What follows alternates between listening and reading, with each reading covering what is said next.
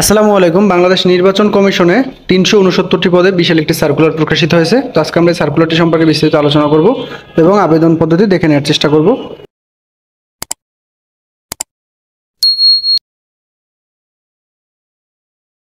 বাংলাদেশ নির্বাচন কমিশন সচিবালয়, নির্বাচন ভবন, আগারগাঁও, ঢাকা। নিয়োগ বিজ্ঞপ্তি। ১ নম্বর পদটি হলো কম্পিউটার অপারেটর, ১৩তম গ্রেডে বেতন দেওয়া হবে। বয়স থাকতে হবে সর্বোচ্চ ৩০ বছর। পদসংখ্যা একটি। শিক্ষাগত যোগ্যতা স্বীকৃত বিশ্ববিদ্যালয় হতে বিজ্ঞান বিভাগে স্নাতক পাস এবং কম্পিউটার টাইপিংয়ে বাংলা ২৫ এবং ইংরেজি ৩০ শব্দের গতি থাকতে হবে। ২ নম্বর লিপিকার কাম কম্পিউটার অপারেটর, পদসংখ্যা থাকবে ৫টি। ১৩তম গ্রেডে বেতন দেওয়া হবে। এটার ক্ষেত্রে বয়স সর্বোচ্চ ৩০ বছর। তবে যারা বিভাগীয় প্রার্থী তাদের ক্ষেত্রে বয়স ৪০ বছর।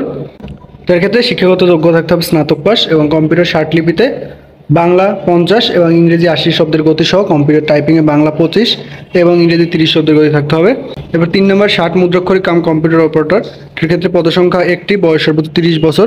১৩তম গ্রেডে আপনাদের বেতন দেওয়া হবে। এটার ক্ষেত্রে স্নাতক পাস হতে হবে এবং পাশাপাশি কম্পিউটার পরিচালনায় পারদর্শী হতে হবে। ৪ নম্বরে ফিজিক্যাল ইন্সট্রাক্টর, পুরুষ এবং মহিলা উভয় প্রার্থীগণ আবেদন করতে পারবেন। পদসংখ্যা থাকবে ২টি। ১৪তম গ্রেডে বেতন দেওয়া হবে। বয়স থাকতে হবে সর্বোচ্চ ৩০ বছর। এর ক্ষেত্রে স্বীকৃত বিশ্ববিদ্যালয় হতে ব্যাচেলর অফ ফিজিক্যাল এডুকেশন সার্টিফিকেটধারী হতে হবে। ৫ নম্বরে উচ্চমান সহকারী, পদসংখ্যা থাকবে ২১টি। ১৪তম গ্রেডে আপনাদেরকে বেতন দেওয়া হবে। বয়স সর্বোচ্চ ৩০ বছর। এটার ক্ষেত্রে শিক্ষাগত যোগ্যতা থাকতে হবে স্নাতক পাস এবং কম্পিউটার পরিচালনায় পারদর্শী হতে হবে। ৬ নম্বরে স্টোর কিপার, পদসংখ্যা থাকবে ১৪টি। বয়স সর্বোচ্চ ৩০ বছর। ১৪তম গ্রেডে বেতন দেওয়া হবে। এটার ক্ষেত্রেও স্নাতক পাস হতে হবে, পাশাপাশি কম্পিউটার পরিচালনায় পারদর্শী হতে হবে।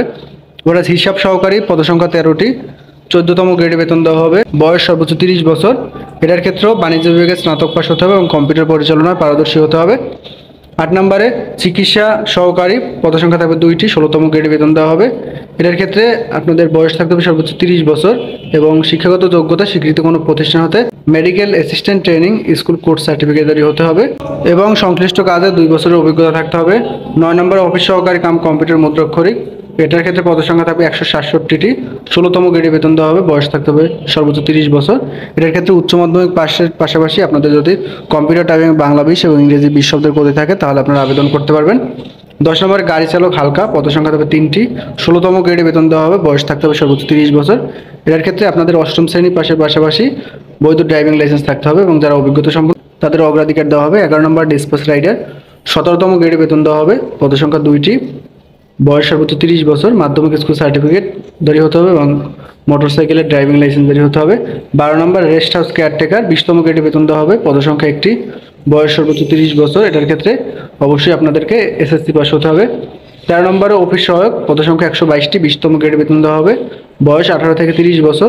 এটার ক্ষেত্রে এসএসসি পাস হলে আপনারা আবেদন করতে পারবেন। ১৪ নম্বর নিরাপত্তা প্রহরী, এটার ক্ষেত্রে পদসংখ্যা থাকবে ৫টি। ৩০ বছরের মধ্যে বয়স থাকলে আপনারা আবেদন করতে পারবেন এবং বেতন দেওয়া হবে ২০তম গ্রেডে। এটার ক্ষেত্রে এসএসসি পাস হতে হবে।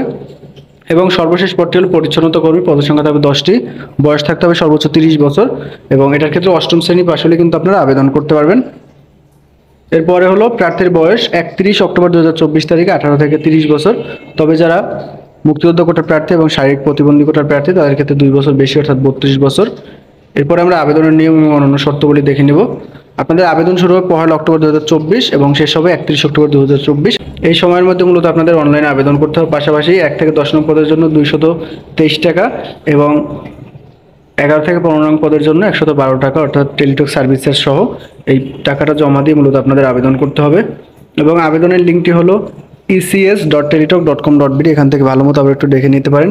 ecs.teletalk.com.bd এখানে প্রবেশ করে আপনারা অনলাইনের মাধ্যমে আবেদনপত্র জমা দিতে পারবেন। তো আশা করি আপনারা বুঝতে পারছেন। আবেদন সংক্রান্ত প্রশ্ন থাকলে কমেন্টের মাধ্যমে জানাতে পারেন। ধন্যবাদ সকলকে।